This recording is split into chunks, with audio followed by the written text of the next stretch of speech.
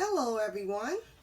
Today is the official last day of school for Baltimore City Public Schools and New Song Academy. And I know school hasn't been as usual, but it still has to end so that you can have your summer. So today I've decided that I will read a book called Last Day Blues by Julie Dannenberg, illustrated by Judy Love. As you can see on the front, there's a teacher with all her gifts for being a great teacher, and her shoes are kicked off. Boy, how we miss that classroom now, what we're going through. But Last Day Blues. This is the school bus. People are crying, teachers are going to miss the kids, and we've been missing you guys for a long time. So let's see what the story's about. On Monday morning before the Friday that was the last day of school, Mrs. Hartwell took attendance. She sighed as she called out the last name. "I'm going to miss all of you," she said. The kids nodded in agreement. "I'm going to miss my friends," said Shanna. "I'm going to miss Daisy," said Dan, pet snake. "I'm going to miss chocolate milk and pizza for lunch," said Joe. Everyone felt a little blue thinking about the last day of school, even Daisy.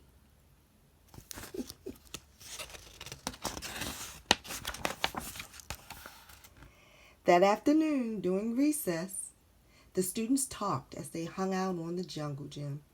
"Mrs. Hartwell said she's going to miss us," said Alexandria, swinging from a bar.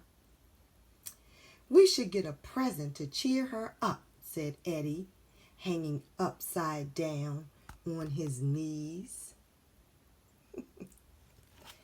But what could they get her? What would be a good gift for the last day of school? Think about it. "I could give her the rest of my sandwich.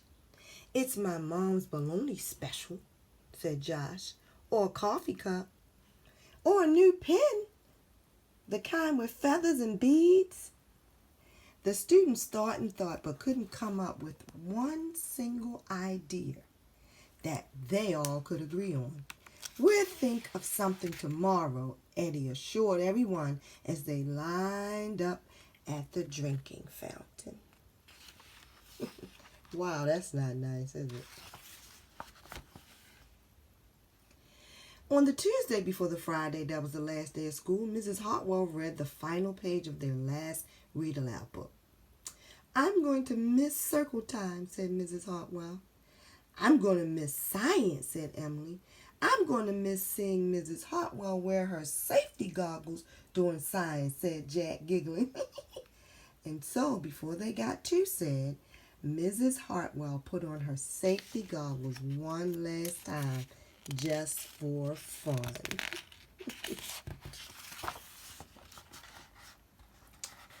"We definitely need to cheer Mrs. Hartwell up," said Andy during recess, as he jumped out of a swing. "Any ideas about a present?" Eddie asked. "Nope," and they all answered back. On the Wednesday before the Friday that was the last day of school, Mrs. Hartwell brought in her super duper sugar cookies and extra frosting.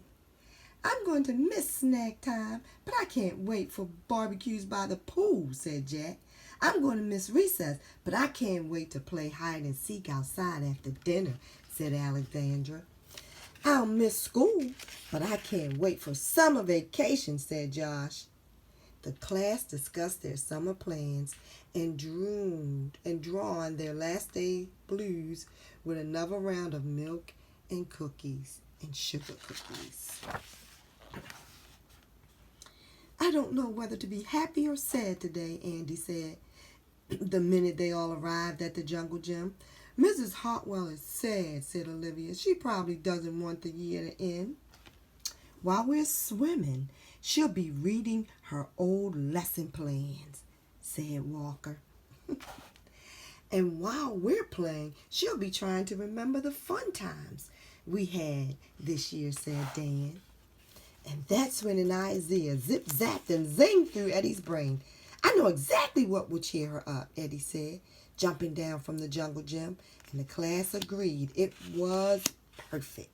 What do you think it was? Take a guess. On the Thursday before Friday, that was the last day of school, Eddie raised his hand right after Mrs. Hartwell started language arts. We need some privacy, please, he said. And so, Mrs. Hartwell took down bulletin boards with her back to the class. She never even peeked. Well, only once. On the morning of the Friday that was the last day of school, the students dashed into the classroom. They snapped open the shades for the very last time. They did their chores for the very last time. They fed Daisy for the very last time. And as soon as the bell rang, they couldn't wait for Mrs. Hartwell to see her present for the very first time.